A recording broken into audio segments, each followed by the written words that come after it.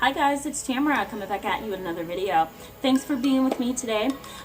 Let's go ahead and just jump right in because we have a little bit to cover, and I want to give you guys the information before my next client comes in. So we've been talking about self-talk, and last Friday I posted a video of kind of what it is and what it looks like, and I kind of give you the definition, and I wanted you to, over the from Friday over the next week, I wanted you to kind of look at some of the thoughts that you have about yourself.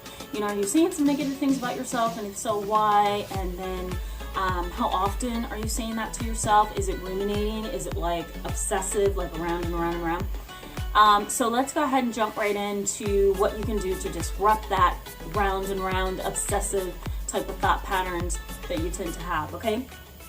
The first one, and I'm sorry, I'm trying to get rid of a cough drop. I've had a sore throat for like the past 2 weeks, and I can't let it happen. I'm not going to let it happen. I can't. It has to go. So, okay, so let's just go ahead and jump right in. The benefit for you today is a little bit of information on how to deal with that negative self-talk that you're dealing with. I deal with it too. I think it's something that all humans deal with, so don't feel bad about that. We just need to figure out how to change it, okay? The first tip that I want to give you for changing negative self-talk is to talk to somebody that you trust. And I don't just mean have a conversation to kind of like distract yourself and get your mind off of things. I mean have a conversation that's specifically about that negative self-talk, why you're doing it, when it started, how often you're thinking about it.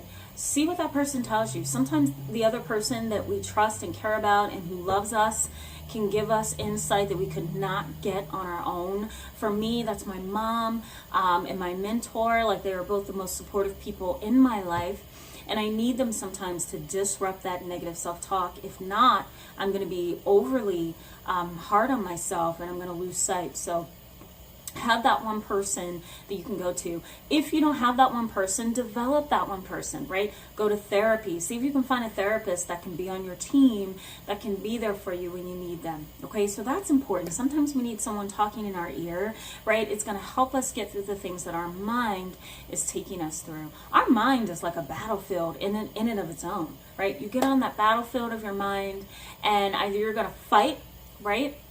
Or you're going to just like get hit and get punched by your negative thoughts. And we don't want that to happen, right? You want to get there and you want to fight and you want to win the battle. So the next thing is journal. I think when you journal, it gets rid of all the garbage that's in your head. It gets rid of all the things that are incorrect and skewed and one-sided and overly negative.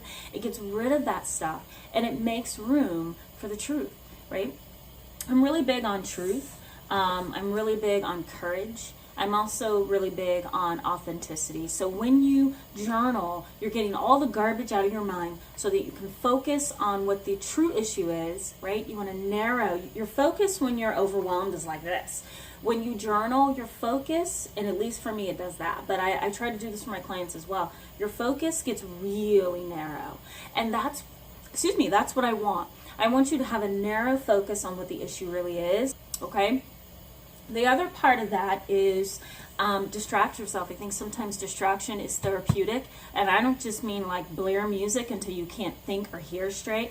I mean do something that's going to recharge your mind, that's going to recharge your heart, right? Dance class, aerobics, Zumba, boxing, motorcycle riding, which it's so dangerous, but if that's what you like, go ahead, just be safe. Skating, right? Volunteering for a wonderful cause. You want to get yourself out of that negative mindset, because this is why I suggest this. And I suggest this because when you're doing things that turbocharges your spirit and your heart, it renews you, it renews your mind, and it kind of gets your mind out of that stuck ruminative cycle or rumination, and it gets you into the mode that you need to be in. So that's where I want you to be. The other part of that is pursue medication if you need it. This should be a last result, and it should not be a medication that's going to make you feel like a zombie. It should be medication that's going to slow your brain down so that you can get that focus right? Because when you're overwhelmed, your focus is like all over here and like, right? So with medication, when it's a good medication, your doctor's monitoring you, you're not on it for extended periods of time, it's not going to make you like a zombie. When that happens for you, your vision becomes more focused and you're able to now relax, right? So sometimes medication can be helpful to get you comfortable enough and content enough and calm enough to do those other things I'm suggesting, like find a therapist, talk to someone, journal, do something that turbocharges your spirit and your heart. Sometimes that medication can get you there, and then once you get there, you want to be able to relax and then come off the medication as you develop skills.